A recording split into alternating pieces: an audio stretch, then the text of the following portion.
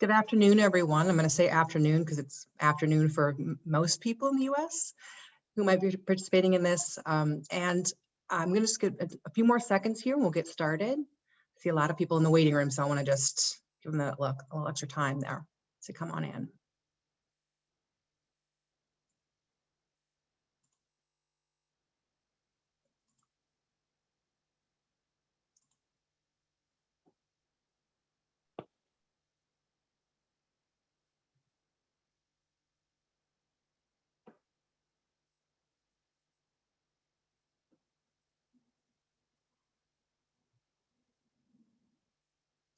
Great. Well, good afternoon, everyone, and welcome to the NCME webinar series. Today's session is focusing on K-12 assessments for special populations in the time of COVID. I'm Ellen Fort, and I am going to be facilitating this session today. We're going to have a little bit of information right up front here before we get into our conversation for the day.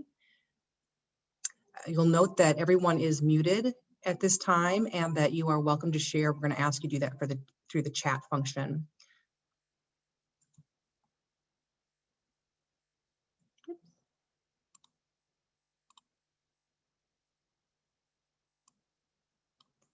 Fixing my screen sharing is all.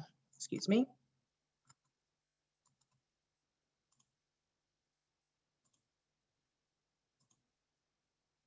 There we go. We're going to start off with a few words from our NCME president, our fearless NCME president, Ye Tong, whose idea was to have this series. So you'll know she's brilliant from that alone. Ye? Oh, I had no idea I was supposed to say something. I think I wanted to kick off the webinar series. That's why I was in there, the first slide. But it's great to see the continued support from our community. We have heard a lot of really good comments about our webinar series, and it's really great to see the continued interest and continued support. And without further ado, let's get on with the webinar. Thank you. Thanks, yeah. See, graceful as ever. So this series as a whole is focusing on 10 webinars. We're about in the middle of the set of sessions at this point, and they are meant to be discussions that focus on practical assessment challenges, so those that are actually faced by practitioners in the field these days, and some solutions that can come from just the conversations amongst practitioners, as well as those who are not themselves working at a state or local assessment level or in licensure certification, because this series focuses on assessment writ large, not just in education. So that we have measurement professionals and experts who can contribute their expertise, but it really is about hearing the real world issues that people are facing and knowing what the problems are that we need to use our skills and talents to help address. These are open to all assessment professionals or really anyone else who might be interested, and you do not need to be an NCME member, although we will definitely encourage you to consider joining if you are not yet a member. And Erin's going to be posting some information in the chat to help you do that. The series was, again, Ye Tong's brilliant idea, and she asked Susan Davis Becker, Marianne Perry, and me to help organize these. And so we're the ones who are facilitating the sessions throughout the series. In this session, we are going to be focusing on issues around special populations, and we're going to have a discussion. So there really won't be much of a presentation in this session. It'll be more organized around conversations with a set of 5 questions. You are muted, as I noted earlier, and if you have comments, or questions, please put those in the chat. We are monitoring that. And we'll try to our best of our abilities to pull those in when they are relevant to the conversation. We'll try to leave time at the end. So far, we have such great conversations throughout the session that we never really have a bunch of time at the end, but we often try to address most of those questions just through the natural course of the discussions. I'm going to encourage very strongly those of you who have not yet participated in the chat, have not suggested questions or made comments, to really step up and participate in that. We want to hear from all of you. So please do that. And especially those of you who are practitioners, if you have questions about what's happening in your own venue. This is being recorded. The recording will be available free free of charge on the NCMU website after the session. And please do note that the chat is not included in what's being recorded. So if there are links that you want to hang on to, I'm going to suggest that you click on those and have another way of saving those. So the session will be what you hear and what you see on the screen other than the chat included in the recording. Just by way of introducing ourselves, you'll see a little bit more information about each of us in the next few slides. We're going to give you a little time just to look at the information there, but I already introduced myself a little bit, so I'm very, very pleased to be hosting and facilitating this session addressing issues related to students with disabilities and English learners in the time of COVID and in relation to educational assessment. So we'll walk through a page like this for each of the panelists. Everybody gets that senior portrait treatment of their photos here. And I've invited each of our panelists to welcome you so you can hear their voice and connect it with their picture and their face. And also if there's anything they want to say by way of welcome.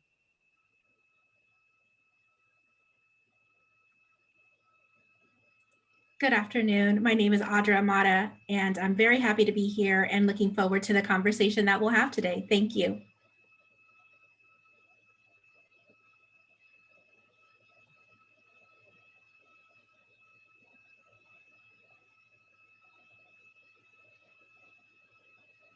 Hi, everyone. This is Molly Faulkner-Bond. I am also very excited to be here. I'm really looking forward to the conversation. And I'll just say, if I do experience unstable internet, you will see a picture of my 4-month-old baby, Ada.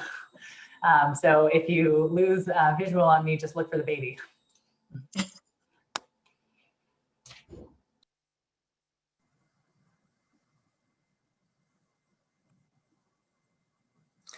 Hi, I'm Cheryl Lazarus, and I also am happy to be here and would like to thank NCME for deciding that this was an important topic that we all should be considering.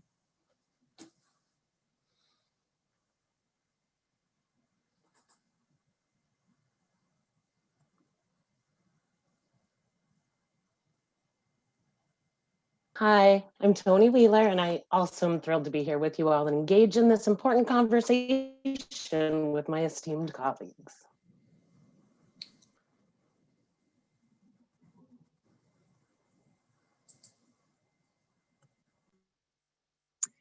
Our conversation today will be organized around a set of 5 guiding questions. These include, how have the disruptions to the 2019, 2020, and 2020-21 school years affected your alternate assessment and ELPA administrations? Of course, that will extend to the kinds of accommodations you can offer as well. And we heard a lot about that in last week's webinar on the remote testing decisions that many states are making right now.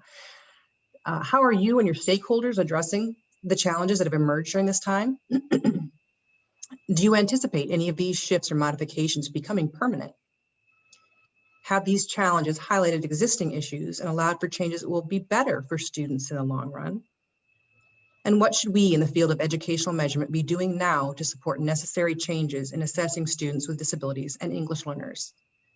I think you see here a bit of a let's find some silver lining in the conversation, and that's intentional. And also knowing that these disruptions may, to some extent, be permanent or offer us the opportunity to make some significant fundamental changes to how we think about and practice assessment. And those actually may end up being better in the long run. You're going to see that throughout the questions and through the conversation, I believe. So we're going to go ahead and get started. And the way this is going to work is that I'm going to call on one of our panelists to kick off. They don't know who, but the conversation will flow from there. And again, if you have conversations or suggestions for the chat or anything you'd like us to address, please just pop that in the chat function. So for number 1, how have the disruptions to the 2019-20 and 2021 school years affected your alternate assessment and ELPA administrations? And for this question, I'm going to start with our state people, and I'm going to start with Audra. Great, thank you. So Arizona belongs to the multi-state alternate assessment collaborative or consortia group. And so not only did we have to consider what was happening in our own state, but across other states as well. And many decisions that we had to make for our alternate assessment stemmed from, what's happening in the other states and what do all of our states need collectively, but maybe any individual state need differently from our states, and making decisions. So overall, we have met more often, not only with our TAC, but collaboratively with the states, aside from our vendor, to talk about what our needs are, what our changing needs are. I think we started last year in a different position than we started this year. And we're just trying to think about what we were going to need and not really knowing what we were actually going to need. So just having lots of conversations and communications, and then making decisions and communicating that with our vendor. So lots of changes, but I think we are all in a good place at this point and ready to administer our alternate assessment. And Audra, did you want to use any of those slides, or is this something you want to come back to? I think I'll come back to that maybe in some of the other questions, but I definitely have some resources to share later on. Okay, super. Thank you. Tony. Thank you. So it was really interesting. We started on a really large development and technology enhancement cycle in the fall of 2019. So that included some new test administration processes and procedures and some of our teacher review panels that we had to switch gears on really quickly throughout that course to get things ready, because we couldn't meet in person for our teacher panels. And really that has impact on our administration, because that also impacted how we were going to train on these new systems and our new applications. So ideally that would have been this fall, going out and having some one-on-one with our educators in the field to explain the changes, walk them through changes. So we did have to shift how we approach training of our educators in the field for this year's administration. So really being responsive to how would educators who are currently not in buildings or can't meet, how are they going to be trained on administration policies and procedures, and responding to that and trying to build more mini modules for trainings so they're real time, on demand, when they're in the moment of needing that information, as well as breaking them up into smaller chunks. Sometimes our test administration trainings are 2-hour chunks, which doesn't really fit in our educators' real life schedules. So making sure that we made those in chunkable pieces that educators could get snippets from at a time to help them through. Larger scale, our alternate assessment window actually is open and has been open since December 7th. So right now in Washington, our districts are in that real intentional effort of bringing more students in for in-person instruction.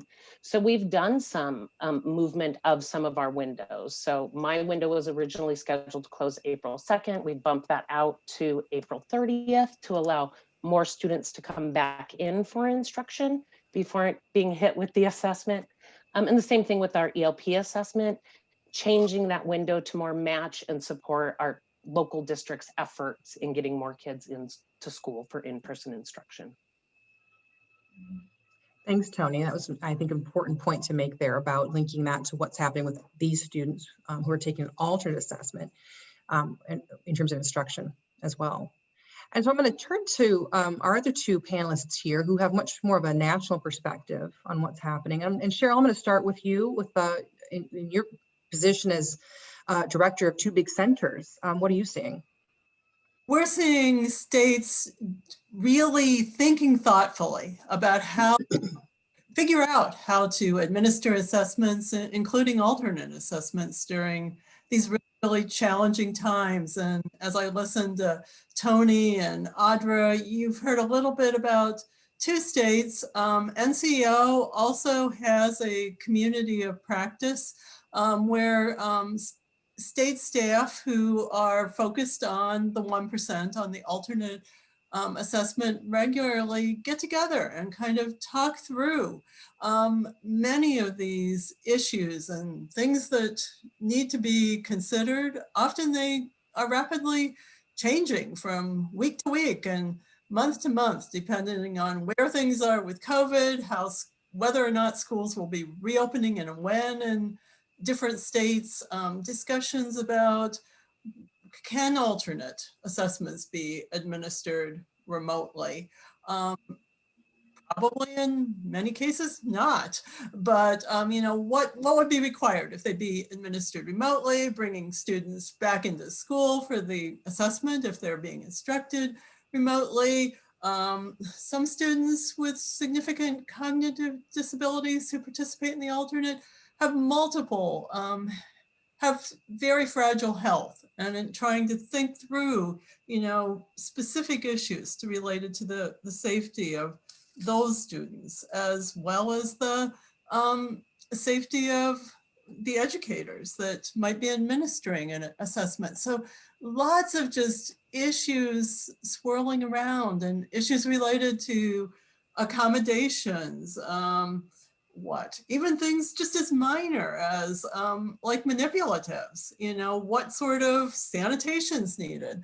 So there's the big picture issues, and then there's also all of those just little details that I've just been amazed at how states have really scrambled and often had to just change what they were thinking on a dime to address.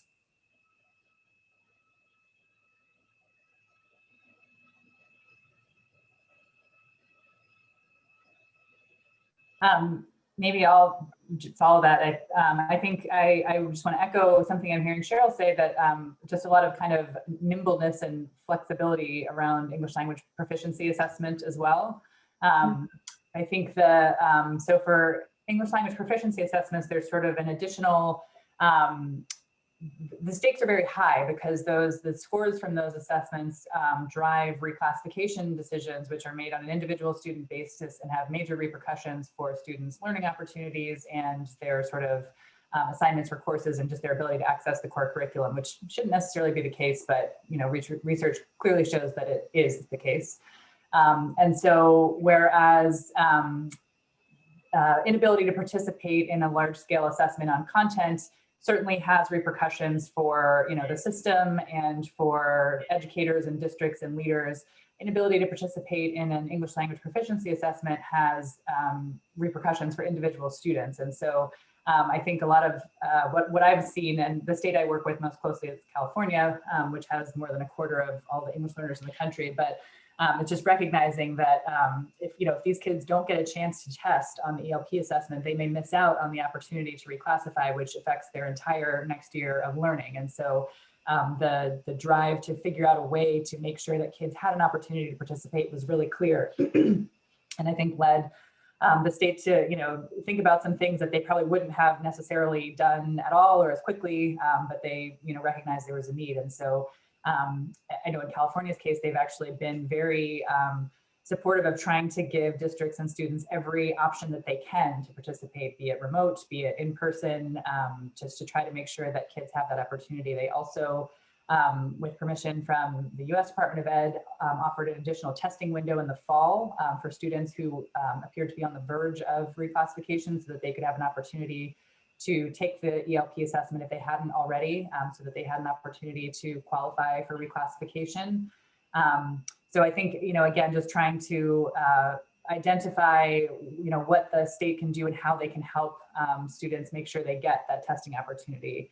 I know that concerns about security for remote testing are certainly a thing. But I think that the calculus maybe is a little bit different for the stakes for an individual student versus at the level of the entire system in terms of how those scores are used. So yeah, lots of creative thinking. And I'm not sure if you, Molly in particular, have access to the chat there. There's a question that's come in about that, whether in particular California having a chance to reclassify for remote. And you did mention that the additional window allowed for the ELPA assessments. What's your sense of what was actually collected? And I think it's really important that you characterize that as this is the one test that has individual student stakes in the assessment system. So it without taking that, the student may or may not have access to certain resources. So I think if I'm understanding the question correctly from the chat, it's just, could a student reclassify if they were not able to participate somehow? And my understanding is no. I think California has posted, guidance and language on this on their website, but the reason they did offer the additional window is so that students could get that score and reclassify, but it is codified in their state, their law, essentially, that the scores from the LPAC, you need an overall level 4 to reclassify. So you need to have that to reclassify. So really what they did is just try to make sure that every kid who was potentially eligible had a chance to test. And I'd like to add, this is Audra from Arizona. So we tested about 90% of our students, I think maybe even closer to 95% of our students in 2020 on our ELP assessment. And so we haven't done a lot with that data yet. It did help us keep track of this year, because our ELP assessment window is already open. And so we're kind of tracking like week over week what happened in 20 versus what's happening in 21. So we're kind of, tracking our numbers for completion of tests. And we're, more interested to look at that data and analyze it after this administration, since those students, were already completing testing by the time our schools closed in Arizona. But we also extended all of our test windows much later in the school year. So typically our ELP assessments, started in February and would go through a good chunk of the spring. We've now extended all of our test windows for all of our statewide assessments through the end of May, which in Arizona, some of our schools get out, much earlier than other states, but that's going to give them more opportunity. And we've just encouraged them to keep on planning for testing even now, even if they're not back in person, or if they're offering some hybrid, bringing in students individually to test at least. So we provided a lot of guidance around that, and I can share that in a few slides. I think it'll apply to those questions as well. But we're more anxious to look at the actual data of our students overall and reclassification after this administration. Just a follow-up for all of you, and particularly Tony and Audra in your states. Were you engaged in conversations in 2020 and maybe even extending into 2021 about whether some part of, or even all of, any of the altered assessments or ELPAs would be administered in any way remotely? So, it's Tony. It was interesting last spring. We were actually 3 weeks away from the close of our regularly scheduled window when the tests got canceled. So for that reason, we really had this decision point of what a decision to open up a secondary window for data collection, primarily for our high school students. So our state assessments can be used as a pathway for graduation purposes. So we wanted to make sure that was there. We also wanted to honor the work that was done by teachers and students. Our alternate is time intensive, and we really didn't feel it was fair for them to go through all this work over many months, because our window is typically 4 to 5 months long, and then just have that data sit there and not be scored. So we did go ahead and score all of that and provided that back to teachers with some cautions around, here's what you can use this data for, here's what you probably shouldn't use it for, but really just wanting to honor the work that was already done. Additionally, some of those decisions, we have a fall retake window, which again is primarily designed for high school students who are needing to meet a graduation pathway through the state assessment. And we did allow remote proctoring of our fall assessment and some other allowances for flexibility, because we don't want that to hurt the student or limit their potential for graduating or reaching that benchmark. So we did have some different allowances for our fall window around remote proctoring compared to this spring's decisions. So I was very much a part of those conversations, and very glad to not only get information from our communities and our schools, but also at the national level through organizations that our state belongs to, just finding out what other states were doing. I think for us, one of the biggest decisions for not going remote for the 2021 school year was the time to make decisions. We have a lot of state laws that were in place, and the legislature was not in session when some of those laws needed to be addressed. And so we had to consider some of those pieces, as well as I think we centered on equity and internet connectivity. And I think that was the big discussion that we had in our state, was that we were concerned that not all students would have the same opportunities to take a test remotely. And so therefore, I think there was this hope that things would get better and we'd be able to bring in students at some point later in the year, and we would then bring them in individually or in smaller groups. And that's where we've decided to move forward with no remote proctoring, but bringing them in smaller groups, extending our test windows, offering more flexibility. I think there were some other concerns about test administration and who would help with that. Our teachers are required to be certified or pass a certification in order to administer the test. And so we were thinking, who would that pressure be on to go through that training if it was going to be remotely proctored? I think with an alternate assessment, there are some best practices, such as being someone familiar to the student to administer that test. And some of our pieces to that are observable communication. And so that person would have to be familiar with that student. And so we just can't have anyone administering these tests. So we felt it was best to have their educators who are familiar with them and could possibly bring them in, and noting that there would be some possibilities of fragile or health issues, but that we would do our best to assess and give every student an opportunity to come in to test, or if they were in schools, that opportunity to test. And Cheryl or Molly, if there's anything you want to add to that notion of remote proctoring or remote testing for either alternate assessments or for English language proficiency assessments, or of course for general assessments that require accommodations of certain sorts. Oh, I think there can, in some situations it's possible to administer alternate assessments remotely, but there also are a lot of challenges, things to really be considering carefully. Such as, do you want, I want to say you shouldn't, allow family members to, proctor, administer these assessments but figuring out what are the policies that make sense if remote testing does take place. Yeah, this might be jumping ahead to some of the other questions we're going to talk about, but I do wonder, I don't get the impression that, remote proctoring is something that is, going to replace in-person testing or is necessarily here to stay.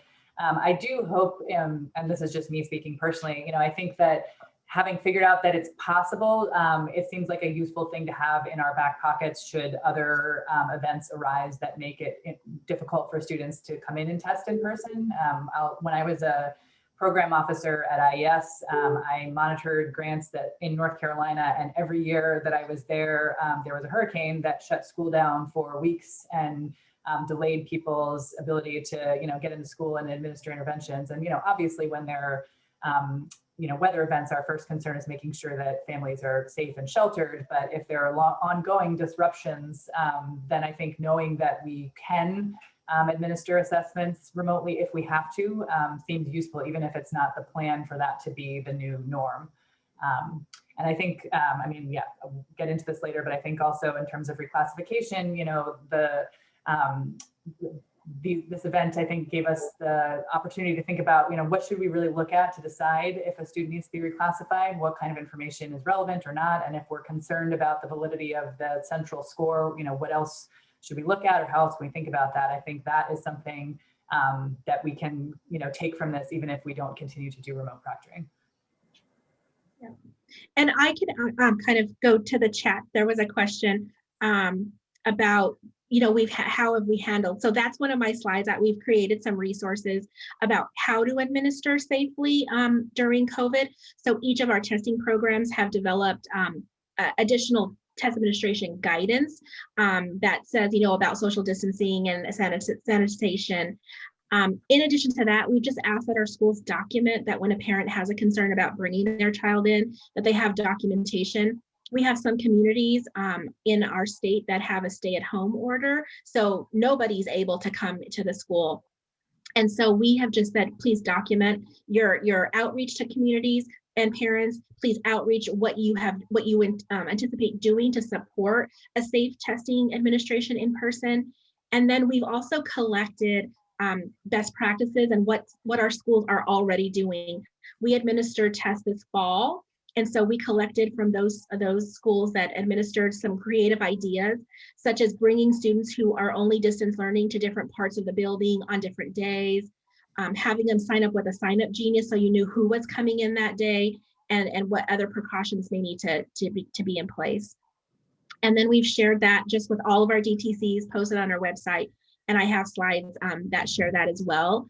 I know for us, especially, our communities asked us to provide talking points for leadership and parents as to why we had to administer these tests and kind of some of the decisions that were being made this year. So we provided talking point guidance for each of our assessments, or in particular, we have a move on when reading at grade 3 as part of our grade 3 assessment, our alternate assessment, and our ELP assessments we provided talking points for.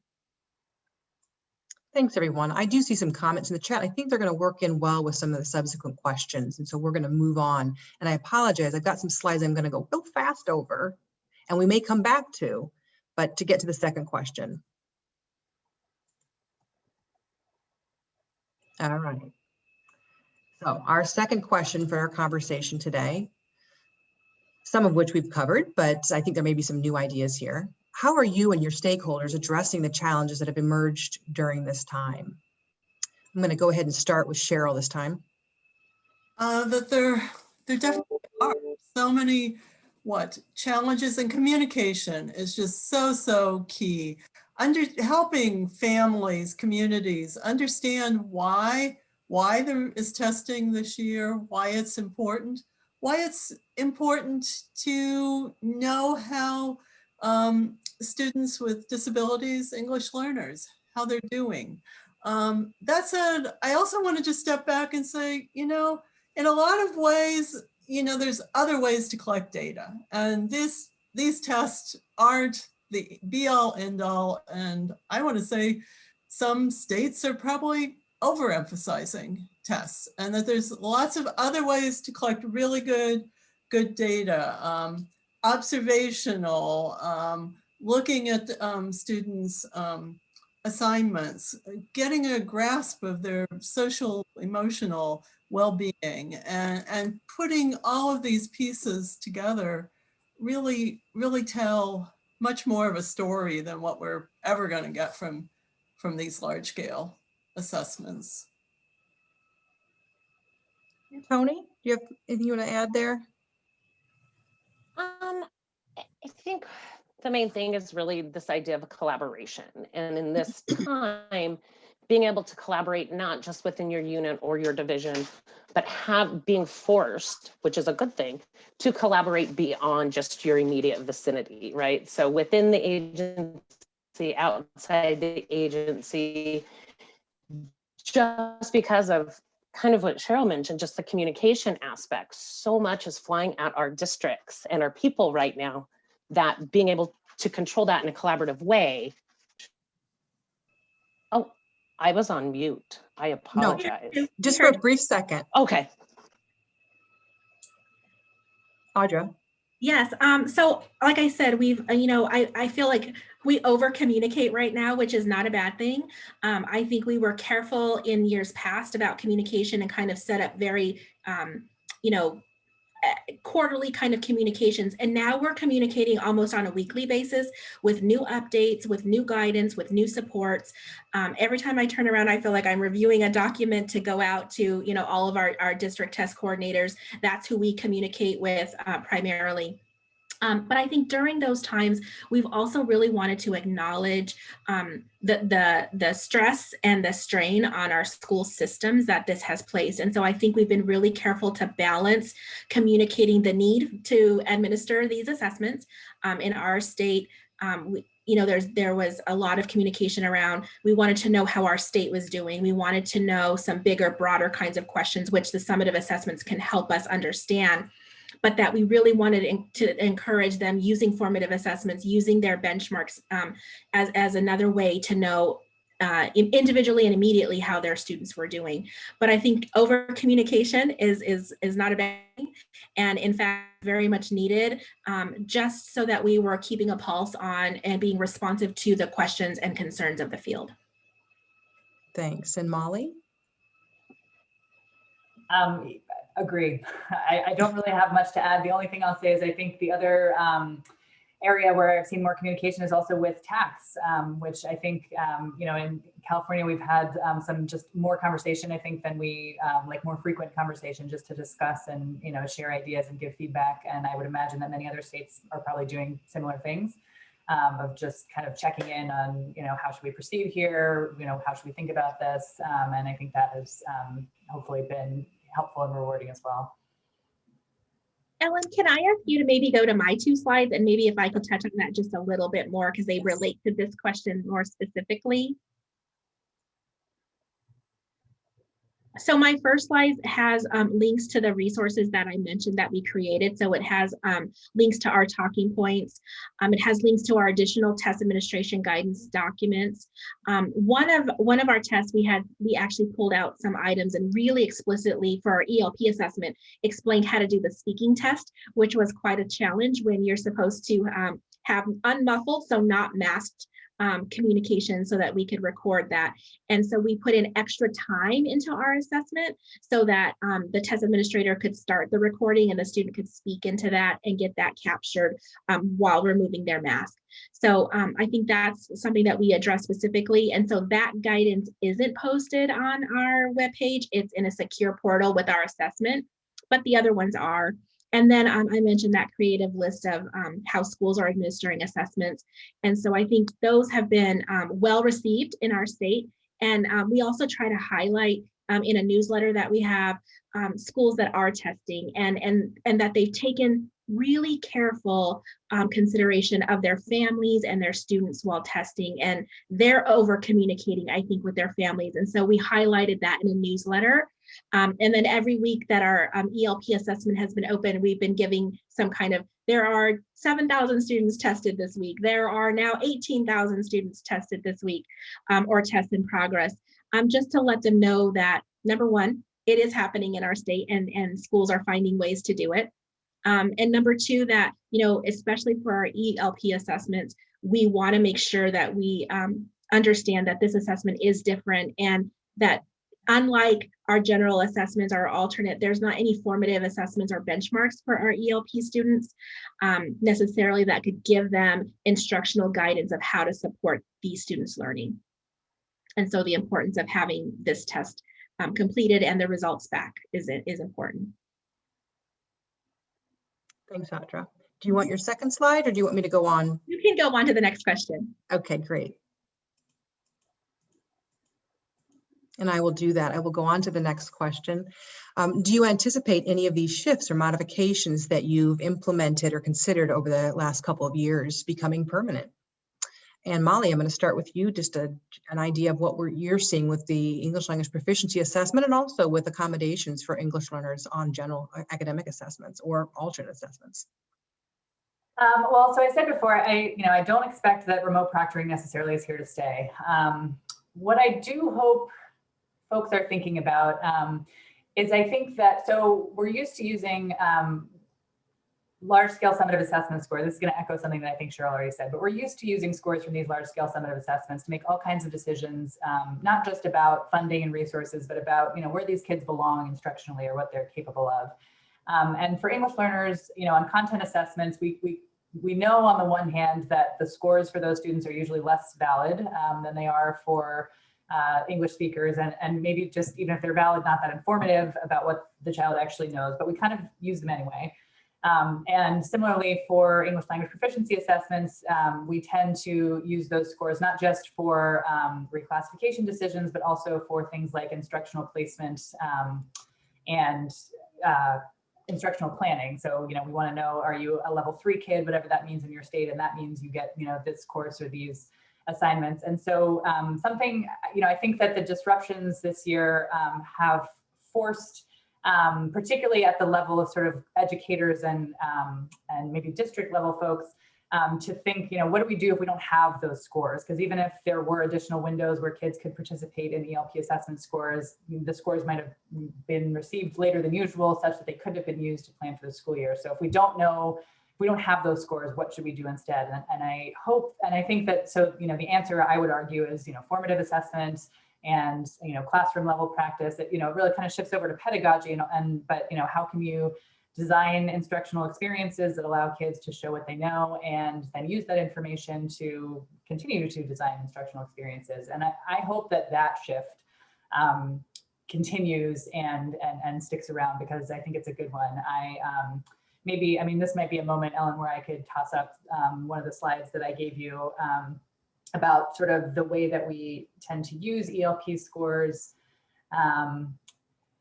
So I think we're used to using it for this range of decisions, ranging from reclassification, which is really the question about should you stay in this group, but then also things about your learning environment. What are your strengths and weaknesses? What kinds of supports and opportunities do you need to participate fully in academic content learning? We're used to using all of these, or using ELP scores and potentially content scores for all of these, but I would argue that we really only need it for the first one, and the other three we could accomplish in other ways. And so I think it's kind of forced folks to think more about pedagogy, about formative assessment practices, and I hope that will continue. And I think in general, I think a lot of states are trying to think for English learners about, access to rigorous academic learning environments. I know Arizona is doing great work in that area, Audra, to really try and, integrate English learners and give them, access to the core curriculum and rigorous learning opportunities. And I think that that's just one thing that I hope will continue, even if we go back to, having regular administration of these summative assessments and getting the scores when we're used to getting them. Thank you, Molly. I'll kind of jump in on here a little bit with this conversation as well about things changing or staying the same. So we had we had 4-week test windows for our general assessments. Our ELP and our alternate assessments were always much longer throughout. So that was good. But I think some of those kinds of different ways of bringing in students, if they're going to stay remote beyond, this year, or supporting their testing opportunities is going to stay. So we've offered, before we only did Monday through Friday, during school hours. I think now we've extended that to after hours, as long as we know when that is and who's testing and what students are participating, the number of students, not the exact students who are participating, but that we could track that. And so those were things that we didn't previously allow that we're allowing. And I think those kinds of things will stay for the future. I think Tony talked about this a little bit, and that's how we do assessment development and committees. We did everything in person, and I think now we've learned how to do some of those things really well remotely and able to get more people involved. I know when we brought in, we had community and parent committees for bias and sensitivity, even looking at some of the other committees that we had. We would bring them in, and many times parents had a hard time traveling across our state, but now it was remotely calling in, they could do that. So we absolutely think that that is exciting practices that we'll keep for the future, so that we could offer those experiences to a wider range of people. Thanks, Audra. Yeah. Tony or Cheryl, would you like to? Cheryl, would you like to go? Or would you like me Go to ahead, Tony. So I think this idea of technology, for me, one of my other hats in the state is working with our accommodation policies for all state assessments and liaising with our Special Education Technology Center, who houses our assistive technology lending library. And I was on their assessment webinar last week or the week before, and they did a really good job of trying to draw this distinction between technology currently being used to access remote instruction versus technology for access of instruction, right? And how there's a distinguishment, but this is that area that's growing larger as a gray area between what is being used technology-wise for the receiving or delivering of instruction versus what a kid needs specially to access that instruction. And I see this space as something that we might need to go back and look at some of our accommodation policies. And I don't know if that's adding more things to the policy or maybe shifting supports into different buckets, things that we used to consider as assistive technology and as needed as an accommodation for a very specific learner with a disability are now just part of a Google or Microsoft suite of tools available to everyone. And I think this has been growing, but I think the pandemic helps highlight this because, you know, in our state, the goal was every kid went home with a device, right? And so previous in another state, we had a huge one-on-one device initiative. So I think this pandemic just highlights that need for us to look at tools that are currently being used instructionally and then revisiting kind of where what buckets we put those in assessments.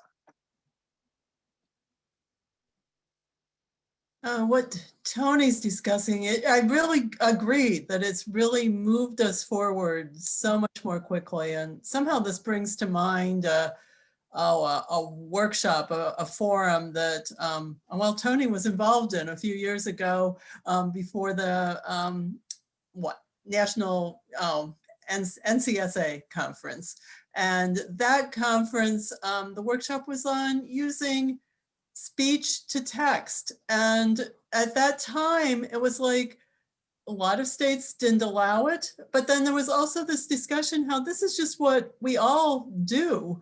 And you know, people talk into their phones and more we're just shifting to that. And so what once was an accommodation that we had to have big discussions about for whether students with disabilities should be allowed to use them or not, has just moved into the mainstream. And this is really, the pandemic has really just moved us that much more quickly.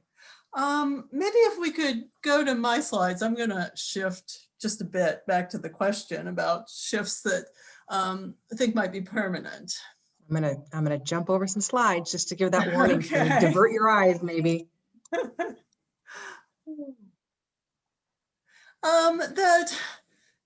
I mean, everywhere we look, whether it's at the news or if we look at Facebook pages that teachers are involved in, there's so much stress going on right now and just so many problems. People are kind of just at the end of their ropes right now.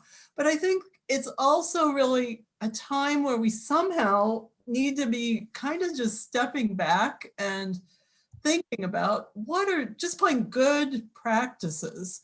And as Molly mentioned, this, and sometimes it's hard to frame it in a way that teachers are ready to hear it right now, but really, trying to take people back to really what are those practices, things such as formative assessment practices. And if we ever want remote learning to really be a success, it just has to be high quality teaching and some of those really basics of formative assessment, where am I now? Where am I going to? Just those super, basic pieces. Where am I now? What's next? Where am I going?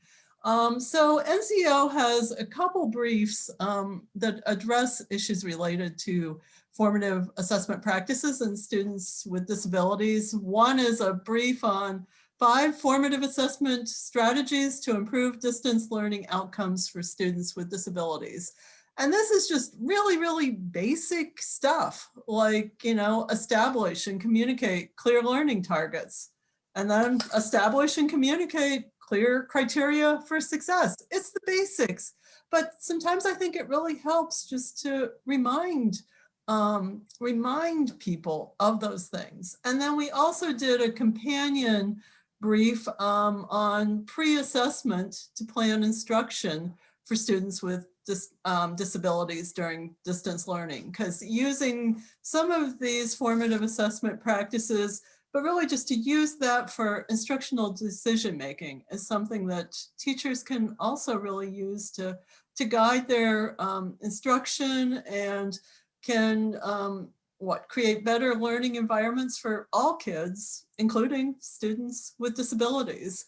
And now that I'm on a roll with the NCO and my slides, why don't we go to the next one?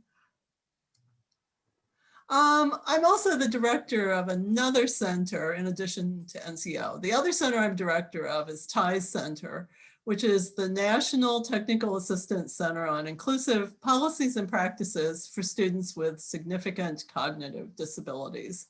And this is, as I think most of you know, this is a group that has been a real challenge during this times of remote learning, and one where educators, school districts, where they really struggle the most. To help address that need, TIES Center has started a distance learning series, and during the early days of the pandemic, we were publishing short documents with just some of these real basics of things to be considering related to distance that teachers, educators could use during distance learning. And then another series we've done jointly with TIES Center and NCEO is a video series on supporting the learning of children with significant cognitive disabilities at home, which people have found really useful, range of topics, including one on helping your child with academics. And I'll kind of piggyback on this a little bit. So, we, amongst everything that we had to do, including like pivoting and changing assessment development plan direction, and then making sure that we had things in place for this year, we will, we had to figure out how to support them instructionally as well, because that's a big component, especially for students on the alternate assessment. And so we did connect to both of these, the TIES Center and NCO, and really highlighted these resources. So we didn't take any additional time to develop any more resources ourselves, but we leaned into organizations that were developing and supporting the learning, because I've tried to tell my team many times, we can't do everything well, all of it. So let's pick a few things, let's lean into some other groups that are taking leads on these so that we can support that all around.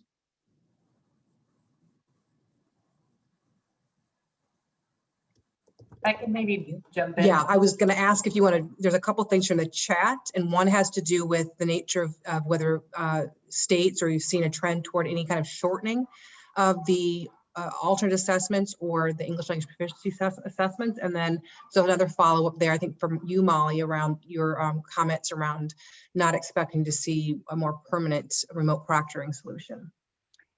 Yeah, so I'll speak to the second one quickly. Hi, Michael. So I guess there's a couple reasons why I think maybe it's not here to stay, but that said, I could absolutely be wrong. So, and I think some of it was already echoed in some of the things that Audra shared about what's going on in Arizona, but I see kind of three main challenges. First of all, there is the access issue. And so particularly for English language proficiency assessments and the kinds of students who often have to take those, if bandwidth is an issue or technology is an issue, I think that having it be a permanent solution would need to require infrastructure to support it, which, in this year, it was an emergency. The alternative was not testing at all. I think a lot of people rose to the occasion and figured out creative solutions. But if it were going to become a permanent solution, I think that issue of access in a long-term way would need to be addressed.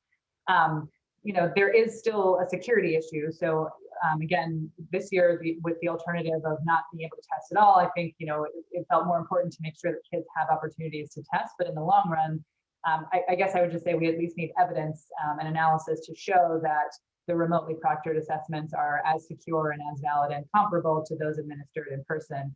And the third reason why I'm skeptical it's here to stay is just that, kind of as Audra said, a lot of states, even if they did offer remote testing, have moved back to in-person testing this year based on lessons learned around how to safely administer to students in person. I think California is doing the same thing. So they have not approved remote testing for the spring for this year, as far as I understand. And I don't know if others can comment on that as well, but I think that again, the preference, it's just easier to keep things secure and keep things consistent when you're in person. The other thing about English language proficiency assessments is we're administering them to K-12 students. And so particularly for the little guys, You need a proctor to do that. That requires someone who is trained and understands how to administer the assessment. You also have speaking assessments that are sometimes hand-scored in real time. So just all of those things, yes, we can do it remotely. Does it make sense for us to continue doing them remotely? I don't know. And states may decide to offer a combination of the two. They may offer to stick with it. I think there could certainly be arguments made for that. And I think it will also probably be informed by analyses that many states are doing right now to see, how things actually went when they did do things remotely. Thanks, Molly. And did anyone have a comment to add about shortening of any of the tests that we're discussing today? I added some of my comments in the chat. Great. And it sounds like you just removed field test items and you're going to deal with those another time in another way. In a standalone field test. And so we already had that planned. A standalone field test actually for this year as we're transitioning to new ELP standards also. So some of those really big decisions had to be made, like this change or this pivot, as I call it, required us to think even longer term. We had ramping up many field tests as we adopted all new standards for all the content areas in our state. It seemed all in the same year. So this was the year we were going to do heavy field testing. And we've had to postpone, we've had to move around, we've had to re-look at our assessment plan, our long-term assessment plan to figure out how to bring these all back in and prioritize them over the year's time in the future. Thank you. I'm going to go to question 4. So again, slide's going to move. Our question 4 for today. Have these challenges highlighted existing issues and allowed for changes that will be better for students in the long run? And I think that you can already see that we've addressed some of this with our previous discussion, but perhaps there are some new ideas that have come up based on either the chat or what you've heard your fellow panelists commenting on. I'm going to go ahead and start with Cheryl this time. Let's see. That I think an existing issue, something that's always been happening, has happened as long as I have been involved in the area of alternate assessments, is that people want to talk about, oh, we'll figure things out for these kids later. The same with English learners. And in some ways that's been made even worse right now. And I can't tell you how many meetings I've been in where people are like, oh, don't talk about that. We want to talk about gen ed kids and the general assessment. We got to figure it out for them. And that scares me. I think we're supposed to be talking about silver linings today, but that also just super scares me that we're going to lose some of the really incredible gains that we've had over the last 15 or 20 years in the learning and the outcomes for students with significant cognitive disabilities. And so I really hope, so I think an existing issue is a tendency to want to ignore some kids. And I really hope that we'll all just take the time to really recognize the value of all our students, that we will have high expectations for all of our students, and that we will figure out how to assess the learning of all kids during these times when it's difficult. And hopefully those changes, the things we learn will, carry over and make assessments even better in the future. Thanks. I'm going to call on you, Tony. I see you really nodding in agreement with some things that Cheryl's been saying there. I don't know that I can speak any better than what Cheryl just did, right? Making sure these kids are part of that process from the beginning instead of the afterthought is always huge. And I think, Audrey, you've said it once and I've carried it with me for probably a decade now. If we can figure it out for these kids, which these being those, our students with the most significant cognitive disabilities, students with disabilities, English learners, if we can figure it out for these kids, then the rest of the system is fine, right? And so I've always taken that with me, so. Yeah. I was just gonna say it yet again, it's my mantra, it's what I believe, and it's how I do my work every day, is that we cannot forget about a group of students ever. And I think the challenges that we see with students with significant cognitive disabilities can help us learn about other needs that students have as well. And so I think, excusing it or delaying it doesn't help us get to where we need to be for all students. But I want to just touch base. I think this kind of time has made me think about, are we doing things right? Is there a better way to do it? Is there a time now that that we are given that we can do something different than we've done in the past? And I don't know what all those answers are. I'm looking to the experts out there to help guide us. But as a state person, I'm wondering, can we do this better? Can we do it different? What does this mean? And how do we transition into some of those things, which I'm very careful to also say, we don't want to disrupt things any more than they've been disrupted. So I don't want to jump to something tomorrow, but I want to take a breath, kind of rethink about things and think about where can we make some changes that will take us to a new plateau for the future of assessments. Yeah, building on that. And I had heard, I think it was you, Audra, comment earlier about in how you were describing the way that your department has handled some of these things, and maybe this will ring true for some others on the call, is that we often have just in our focus on general assessment kind of made assumptions and passed right by some things that really don't work for all students, let alone for the students that we're talking about today.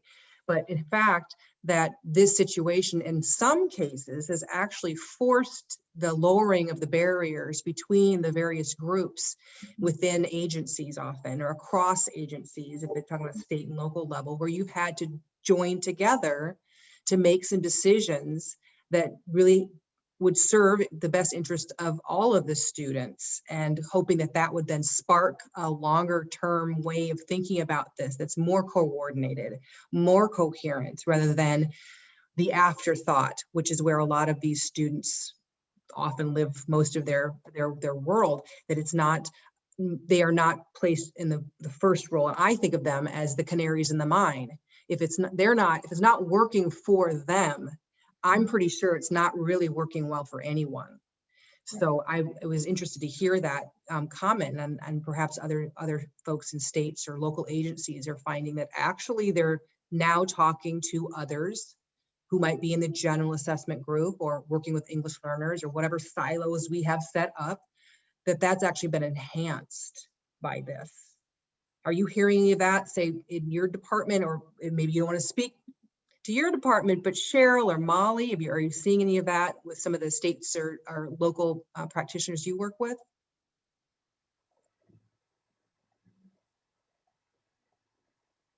And that might mean no. Oh, I want to be optimistic here. And I actually was part of, it was an advisory committee meeting yesterday, and there was a discussion about both ESSA accountability and OSAP accountability, results-driven accountability, which is the OSAP accountability, which I think isn't very well known outside of special education circles. And a lot of people at that meeting were like, what? I never heard of RDA, results-driven accountability, before. And I want to think that because we're all being thrown together, trying to figure out things in a difficult time, suddenly we're having communication in new ways. And I think it will benefit all kids by everyone talking together. I definitely have seen that. And the reason I'm hearing that it's happening in across for sure our state agency is because we're all trying to help and support, and we are like a hands on deck, everyone at the same time. But now we're taking a step back and saying, are we duplicating efforts? Are we supporting them in what they really need right now? And so we're coming together internally. But what I've heard is, when we were in our office buildings, we actually had 2 office buildings at the department, and we didn't have time to drive 20 minutes to the other, meeting to our building to meet. But now that we're on Zoom calls or Teams calls, we just get on the phone and start talking.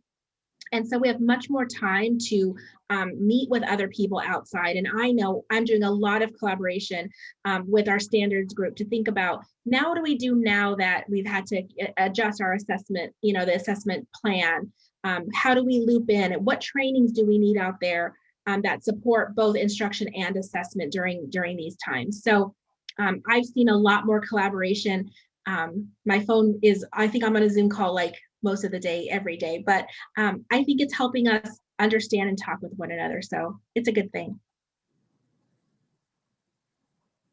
I think my indirect answer, Ellen, would be that I think a challenge that has been highlighted this year, which is maybe less about assessment. It's relevant to assessment in the sense that it affects scores. So just, gaps in opportunity to learn and equity issues. I think that, for other reasons, for many reasons, it's been as a field, I think we're much more aware of them now. And I think that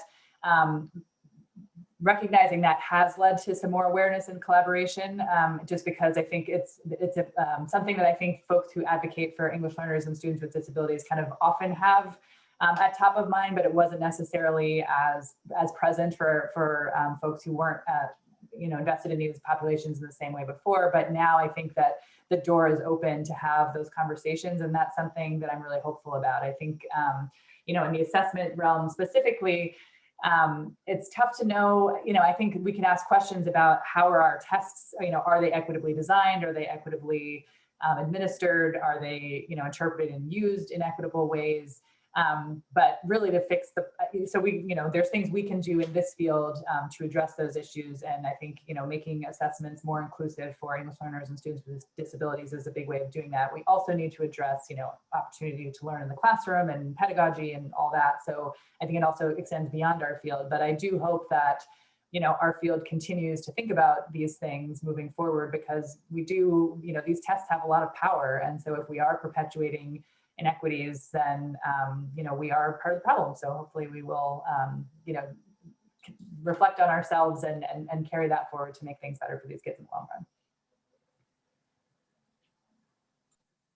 Yeah, I mean, my reminder always is that these students are very well represented in the target population for Title I of the Elementary and Secondary Education Act that the current reauthorization is ESSA, that keeping in mind that the language in that federal legislation since 1965 is that it is meant to serve and prioritize the lowest achieving students in the highest poverty communities. And we often lose sight of that this entire enterprise is meant to support the kids who are facing the most challenges, and on students with disabilities and our English learners is again well represented in that target population of students. So to the extent that we are making decisions that do not address their needs directly, not incidentally, but directly, then we are truly not meeting not only the spirit, but the letter of the law. So I think that's an important consideration in all of this. I'm going to move us to question 5, take a glance at the chat as well, and if there's anything else people want to bring up while I'm making this move here. Our 5th question for today: what should we in the field of educational measurement be doing now to support necessary changes in assessing students with disabilities and English learners? And I just want to say that this extends to not only what do we need to be thinking amongst ourselves as practitioners actively working right now in vendors, in states and agencies, but what are the kinds of questions that would be helpful for, let's say, graduate students or people who we could draw into the field? How can we build the repertoire of skills and enhance the expertise represented in the field of educational measurement so that we can address these? So I'm thinking there's a 5-year plan, a 10-year plan, and then even beyond that. So I will start with Molly on this one. Well, I feel like I've already sort of hinted this in things I've said before, and I'll just, I feel a little self-conscious with what I'm about to say among the community of NCME because it could seem counter to our interests, but I really think we should be rethinking the role of large-scale standardized summative assessment in education and thinking creatively about how we can devise other solutions to give educators the information that they need. I think that the large-scale standardized assessments that we design now are high quality and they are very useful for accountability. They're efficient in terms of cost. You know, I have nothing against them in terms of, you know, we have all worked very hard with very good intentions to do this well, and we do it well. But I do think that we are overusing the results from those assessments in some ways that potentially are not serving our students in our communities. And so I really want to push our field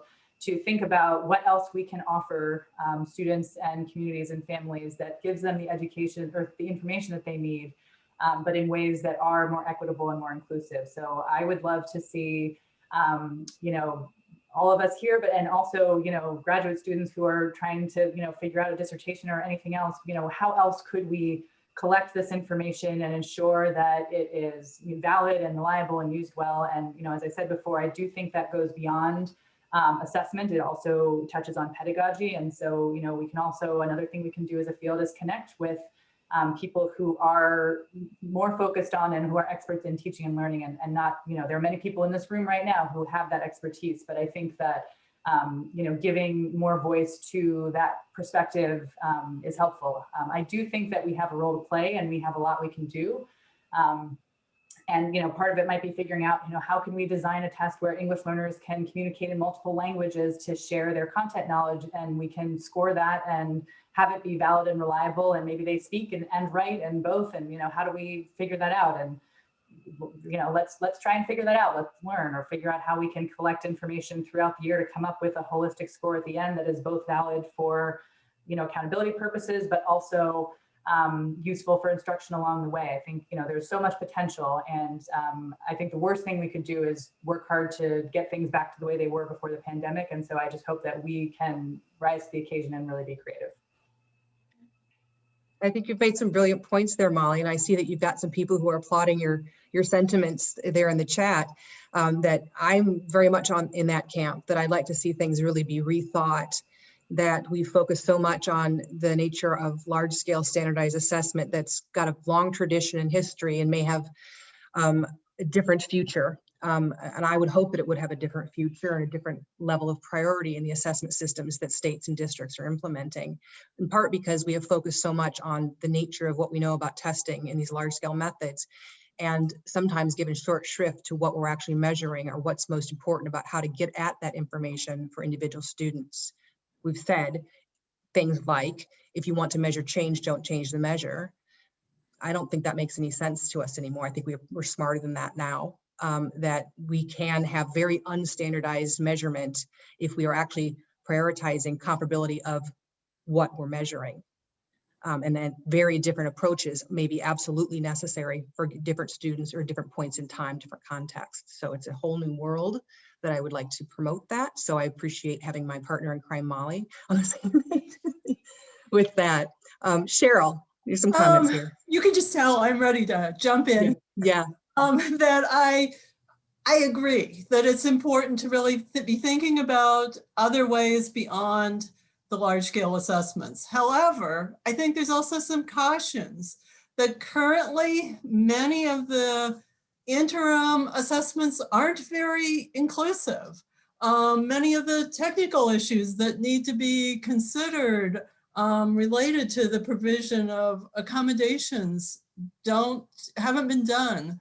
The one really good thing about the large-scale assessments is that the peer review process has really pushed vendors, states, to really dig into and make sure that their assessments are validly measuring what students with disabilities and English learners know and can do. But when you get off into some of these other assessments, there's not that level of examination of these assessments.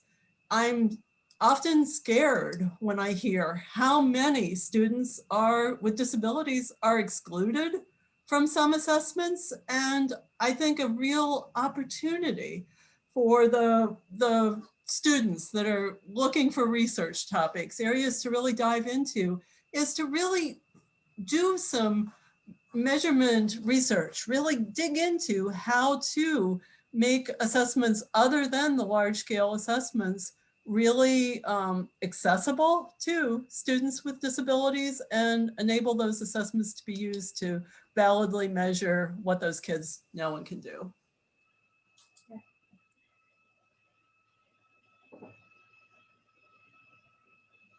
I wanted to kind of add on to that. I think, you know, especially for students with significant cognitive disabilities, I've seen a huge growth with instruction and supports for these students.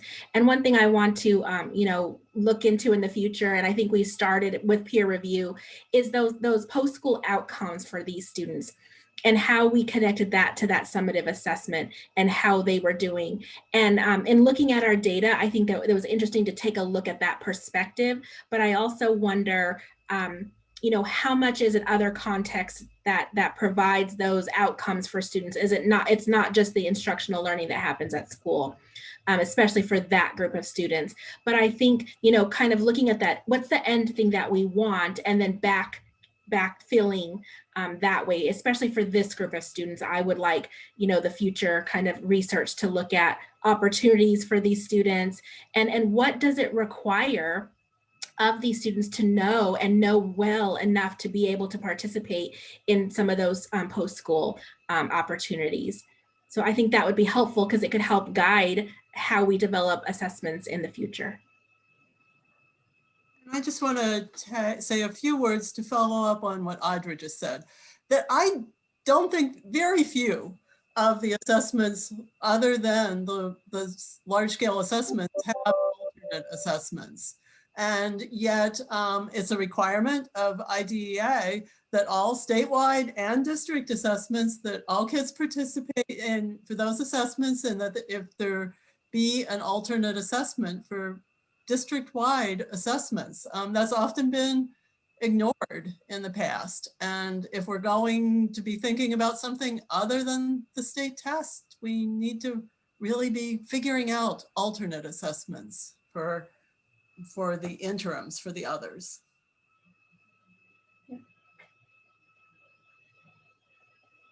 I think that's an incredibly important point, Cheryl, that there are often those who say, well, we're just shifting to using our interims that may be a commercial product, that may be part of their large scale package.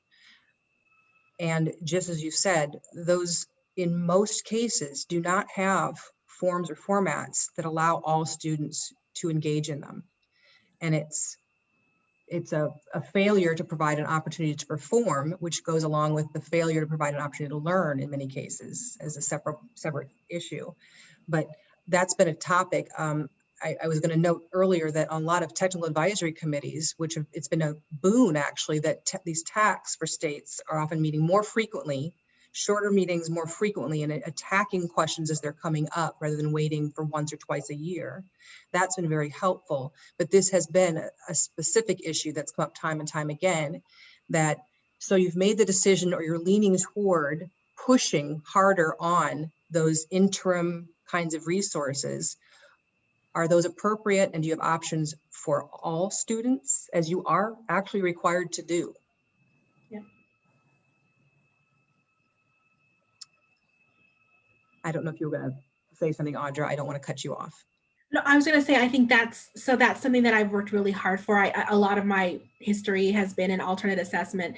And when I would reach out to districts and say, you know, where's your alternate, you know, benchmark?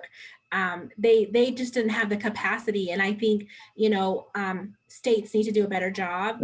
It's something that I'm interested in, even bringing them together to develop something that multiple districts can use in our state, even because we have the educators who are experts at knowing, you know, the instructional practices for students. So I want to lean into that more. I feel like this is another segue into being able to have those conversations that were just quickly brushed under the rug prior because there was something else that we had in place.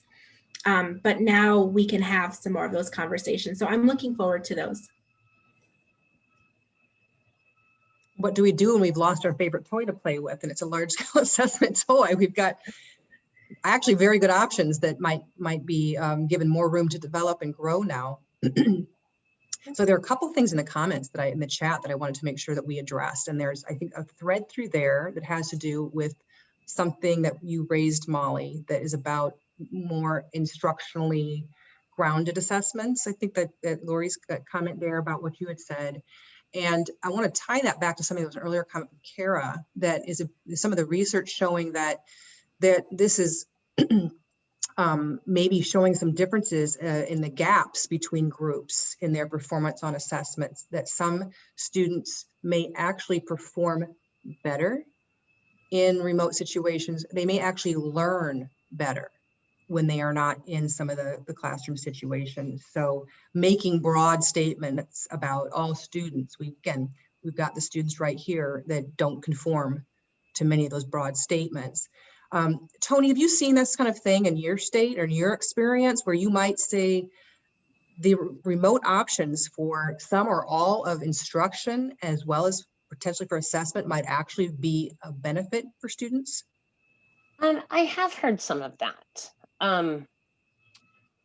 Yeah, definitely. And even personally, my son ended up graduating from an online virtual high school in our former state because for his social emotional well-being at that time, that was the best place for him to get him through high school. So personally, I know that there are instances where the online learning or virtual delivery removes some of that pressure that some kids, that might be the quiet kids who might not wear a disability or an English learner status on their sleeve, need those spaces to feel safe and comfortable.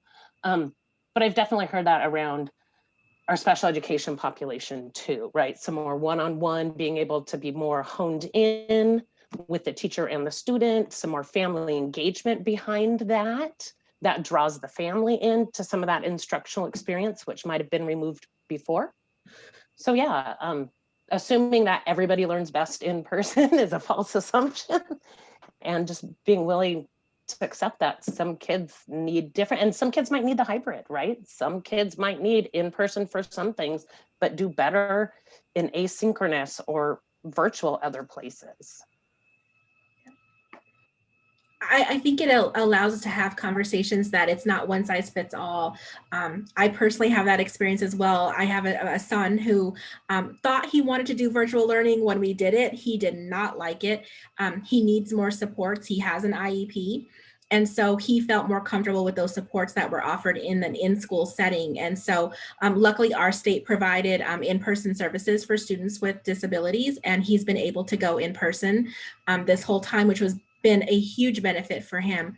But knowing that there are students on both sides is something that I think we need to think about. And those were not always options within your same school, your community school.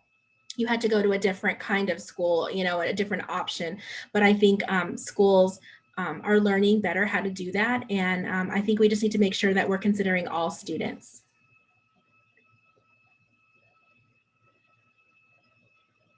There are some continuing conversations in the chat and here where we're seeing that in part what this situation has revealed is not only the inadequacies of many of our large scale assessment solutions, I'll call them, for being flexible enough to be useful in times like these that are not going to end in May of this year or June or this year.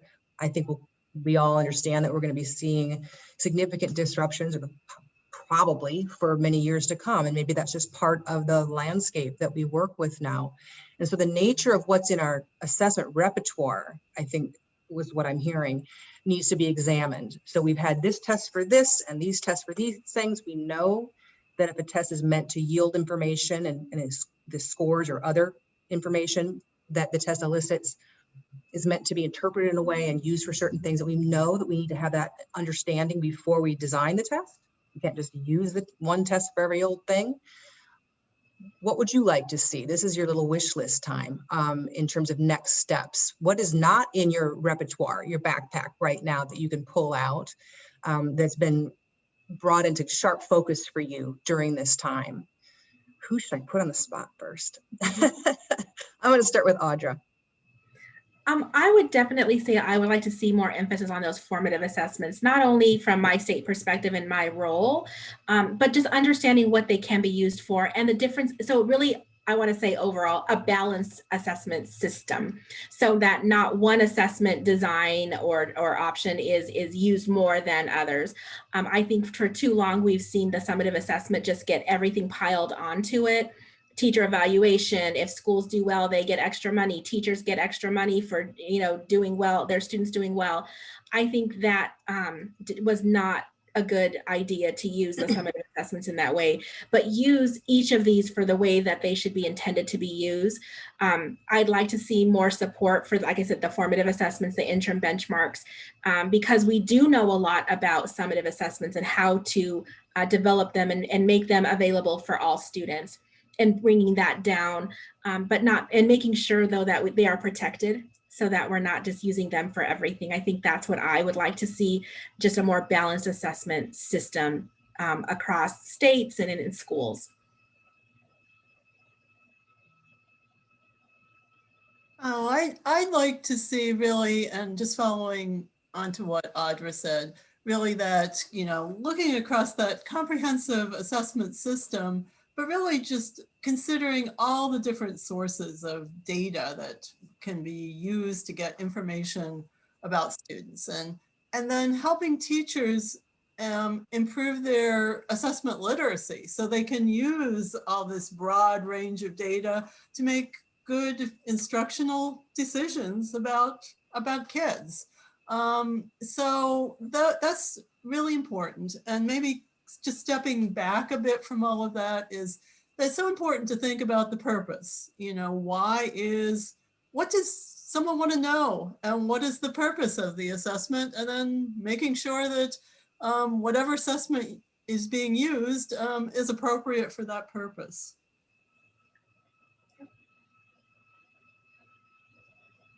One of the great things about allowing others to speak is they say what you wanted to say. But I will say it is this, I started out 21 years ago in a classroom and was very lucky and blessed to work for some districts that had faith in me as an instructor to know where my kids were at any moment. And it feels like, we kind of took that power away of, the teacher being the instructional expert and the most knowledgeable person about a student. And so in my dreamland of hopes, it is really shifting that power back to those local districts and having faith and trust in our teacher prep program so that we're ensured that every child is getting access to a highly qualified, great educational teacher and coach for learning, and that we start releasing that back to them, that power. Thanks, Tony. Molly? I think the thing that I would love to see, this is like a very specific and very assessment-y wish, but is are instruments or processes or practices that give us information about both language and content at the same time and in meaningful ways.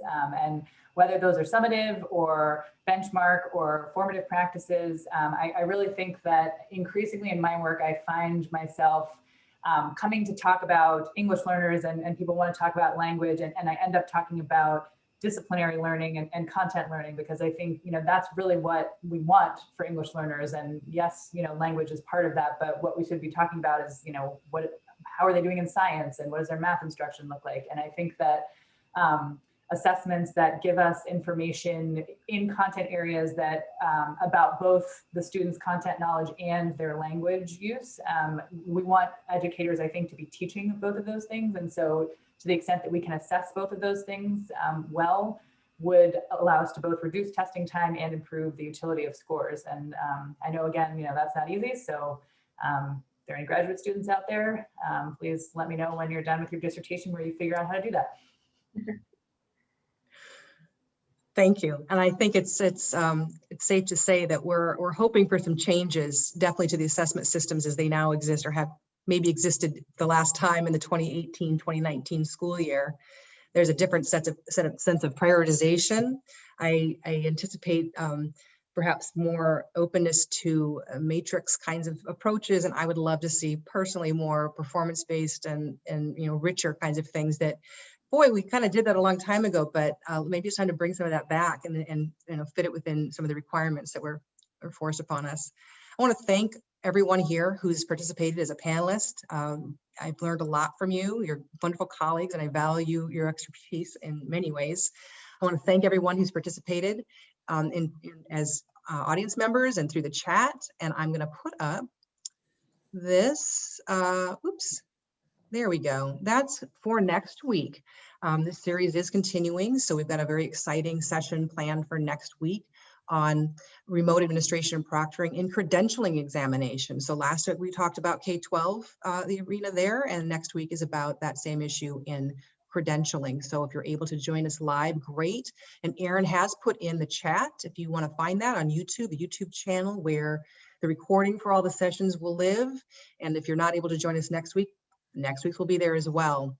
So thank you to everyone who's participated. Again, the recording will be available to you after this, will not include the chat, and I look forward to seeing you next week. Thank you.